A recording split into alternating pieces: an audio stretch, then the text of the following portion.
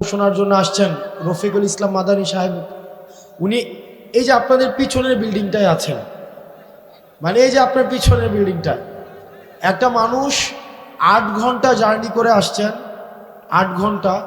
তো ওনার কিছু জরুরাত হইতে পারে, তো উনি আবার বক্তব্য দিবেন। উনি 3.5 ঘন্টা কথা বলেছেন, 3.5 ঘন্টা, যেটা আসলে আল্লাহ ওনাকে রহমত এবং বরকত দিন।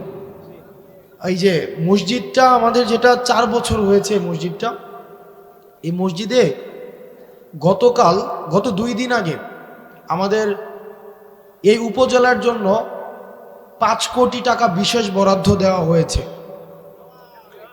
তো ইউনু মহোদয়ের সাথে কথা বলে, এবং দেবিদ্বার উন্নয়ন ফোরাম নামে আমাদের একটা সংগঠন রয়েছে, আমরা এই দুইটার সমন্বয়ে বাকি যে কাজটা রয়েছে এই বিষয়টা সুসম্পন্ন করার ক্ষেত্রে আমি আমার জায়গা থেকে সর্বোচ্চ সহযোগিতা করব। আলহামদুলিল্লাহ। বাকি যে কাজটা রয়েছে আমরা প্রত্যাশা করি খুব দ্রুততম সময়ের মধ্যে ইনশাআল্লাহ আমরা এই কাজটাকে শেষ করতে পারব। আর আপনারা এখানে যারা আছেন অধিকাংশ মানুষ হচ্ছেন আমাদের আশেপাশের গ্রামের, কেউ হচ্ছেন আমার বাবার বয়সের, কেউ আমার বাবার সাথে চলাফেরা করেছেন, আমাদের চাচাদের সাথে চলাফেরা করেছেন, কেউ আমার দাদার বয়সের, আসছি আজকে অনেকে আমার দাদার কথা বলছিলেন। এই গ্রামের সবাই আত্মীয়, কোনো না কোনোভাবে সবাই আত্মীয়। রফিকুল ইসলাম মাদানী সাহেব উনি আসছেন। আমি আপনাদের কাছে 2টা জিনিস অনুরোধ করব আপনাদের কাছে। 1 নম্বর বিষয় হচ্ছে, আমি যেহেতু এখানে আমার জন্ম এই গ্রামে, আমি এই গ্রামে মাঝে মাঝে, যদিও আমি দেবিদ্বারে বড় হয়েছি, ক্লাস 2তে আমি বাসায় দেবিদ্বারে চলে যাই, কিন্তু দুঃখজনক বিষয় একটা এই গ্রাম সম্পর্কে বা আশেপাশের গ্রাম সম্পর্কে, সেটা হচ্ছে যে আমরা পড়াশোনার ক্ষেত্রে আমরা এই গ্রামের মানুষ বা আশেপাশের কয়েকটা মানুষ অনেক বেশি পিছিয়ে আছে, অনেক বেশি। সেটা হতে পারে কয়েকটা কারণে। 1 নম্বর কারণ হচ্ছে যে এই এলাকা থেকে বিদেশে যাওয়ার সহজলভ্যতাটা অনেক বেশি। এটা ইতিবাচক যে মানুষ কর্মসংস্থানের জন্য মধ্যপ্রাচ্যে যাচ্ছে, আমার বাবা গিয়েছেন, এবং এখানে যারা আছেন আমাদের এই যে আমরা অর্থনৈতিকভাবে তুলনামূলকভাবে অন্যান্য এলাকা থেকে আমরা স্বাবলম্বী, এটা ঠিক, কিন্তু শিক্ষার ক্ষেত্রে আমরা অনেক বেশি পিছিয়ে আছি। আমি কিছুদিন আগে শুনেছি যে আমার যে স্কুলটা রয়েছে হাই স্কুল, সেখানে পাশের হার এটা অপ্রত্যাশিতভাবে কম। সারা বাংলাদেশে যেখানে এখন শিক্ষাক্ষেত্রে মান অনেক উঁচু, সেখানে পাশের হার অনেক বেশি কম। আমাদের গোপালনগরে আরেকটা মাদ্রাসা আছে, সেখানেও অপ্রত্যাশিতভাবে পড়াশোনার মান খুব বেশি উন্নত নয়। তো আমাদেরকে দিনী শিক্ষা এবং প্রচলিত যে শিক্ষা ব্যবস্থা রয়েছে, এই দুইটার মধ্য দিয়ে আমাদের নিজেদেরকে নাগরিক হিসাবে তুলে ধরতে হবে। সেই জায়গা থেকে আপনাদের কাছে অনুরোধ থাকবে, পড়াশোনার ক্ষেত্রে আপনারা যদি আপনাদের সন্তান, আপনি নিজে, আপনার ভাই বোন বা অন্যান্য কোনোভাবে যদি আপনারা মনে করে থাকেন কোনো সীমাবদ্ধতা রয়েছে, কোনো প্রতিবন্ধকতা রয়েছে, ইনশাআল্লাহ আপনারা আমাদেরকে জানাবেন। এই গ্রামে অসংখ্য মানুষ আছে, অন্তত 5টা শিক্ষার্থীকে অর্থনৈতিকভাবে আজীবন পড়ানোর ক্ষমতা সম্পন্ন মানুষ আছে। আমি অন্তত আপনারা আমাকে জানাবেন যে আমার ছেলেটা পড়তে চায়, আমার ভাতিজাটা পড়তে চায়, সে আমার বোনটা পড়তে চায়, আমার নাতিটা পড়তে চায়, কিন্তু আমরা অর্থনৈতিক সীমাবদ্ধতা বা পারিপার্শ্বিক সামাজিক প্রতিবন্ধকতার কারণে আমরা সেটা পারছি না। আপনারা আমাদেরকে জানাবেন, আমরা সেটার যথাযথভাবে, আমরা সমন্বিতভাবে, যারা আছেন এখানে, আমাদের সোহাগ কাকা আছেন, এখানে অসংখ্য মানুষ আছেন, এই নাম মেনশন করলে আমার অনেক, এটা লিস্ট হয়ে যাবে, আমি নাম মেনশন করতে চাচ্ছি না। আমরা সহায়তা করবো ইনশাআল্লাহুল আজিজ। কখনোই যেন মানে আপনাদের আর্থিক কারণে পড়াশোনা যেন না থেমে যায়। 2 নম্বর বিষয়, এটা অনেকের হচ্ছে পছন্দ হবে না এই কথাটা, আমি জানি এখানে অসংখ্য মানুষ আছেন, এটা আপনাদের পছন্দ হবে না।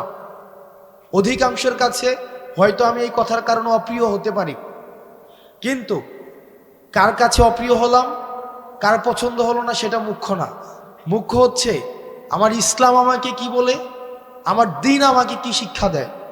সেটা যদি অপছন্দেরও হয় সেটাই আমাদেরকে বলতে হবে। আমি যেহেতু এই গ্রামে ছিলাম, এই গ্রামের সাথে আমার সম্পৃক্ততা রয়েছে। এই গ্রামে এক ধরনের অর্থনৈতিক বিনিময় প্রচলিত রয়েছে, যেটাকে আপনারা নাম দেন পত্তন। এটাকে আপনারা যে নামেই ডাকেন না কেন, এটা সরাসরি সুদ।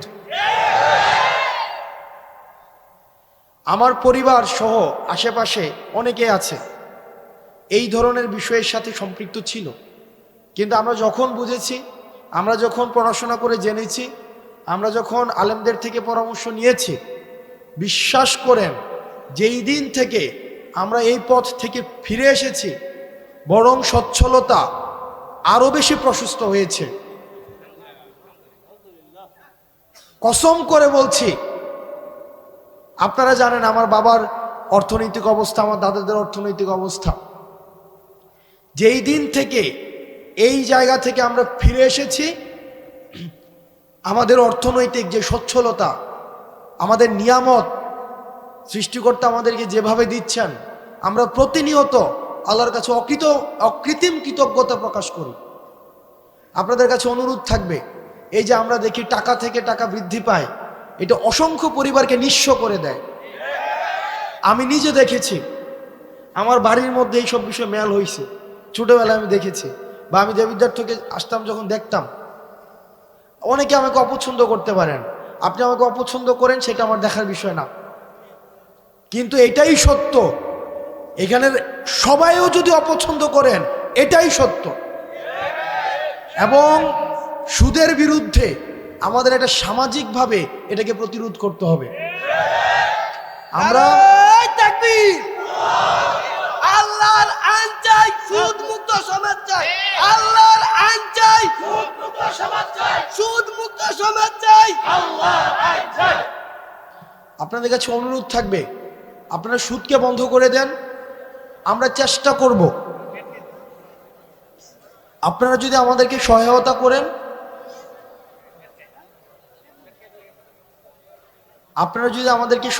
করেন, আমরা আমার জায়গা থেকে চেষ্টা করব সামাজিক যেই ঋণকে সহজলভ্য করা, সামাজিক ঋণ প্রদানকে সহজলভ্য করা। আপনাদের কাছে মনে হতে পারে যে এটা তো একটা মাহফিল। ইসলাম তো পূর্ণাঙ্গ দিন ব্যবস্থা। ইসলাম আমার দুনিয়া নিয়েও কথা বলে, দুনিয়া পরবর্তী বিষয় নিয়েও কথা বলে। আমাদের দুইটারই সমন্বয় ঘটাতে হবে। আমি আমার ক্ষুদ্র জ্ঞানে, আমি যেহেতু সামাজিক সমস্যাগুলো আমার কাছে মানুষ নিয়ে আসে, আমার যেহেতু দৃষ্টিগোচর হয়, সেজন্য আজকে আপনারা শপথ করেন, যার এই ধরনের টাকা বিনিয়োগ রয়েছে পত্তন নামে, সুদ নামে, সেটা আর খাবেন না। আমরা ঋণকে সহজ করে দেব।